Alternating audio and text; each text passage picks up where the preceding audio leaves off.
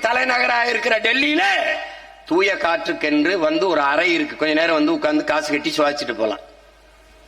இன்னும் ஒரு சில காலங்களுக்குள் தமிழ்நாட்டுக்குள்ள வரும். காற்று மாசுபட்டு போனது.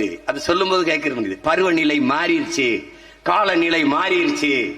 அப்போ ஒரு கேள்வி எல்லாம் நம்மள, பருவநிலை மாறியதா இல்லை நாம் மாற்றினோமா?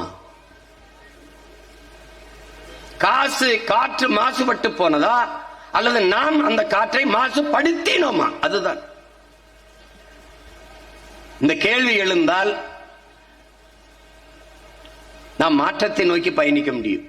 இல்லைன்னா இது தெண்ட வேலை, இது வெட்டி வேலை அப்படின்னு.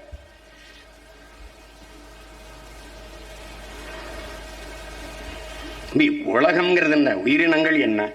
உயிரினம் என்ன? நிலம், தீ, நீர், வழி, விசும்பு, விசும்போடு ஐந்தும் கலந்த மயக்கம். இதான் உலகம்னு தொல்காப்பியம் சொல்லுது. நிலம், நெருப்பு, நீர், வான்வெளி, காற்று இதெல்லாம் சேர்ந்துதான் ஆகாயம். இதெல்லாம் சேர்ந்துதான் உனக்கு உலகம். இந்த ஐம்பூதங்கள் என்கிறார்கள். நாம் அதை ஐம்பெரும் ஆற்றல் என்கிறோம். தூய தமிழ்ல ஐம்பெரும் ஆற்றல் என்கிறோம்.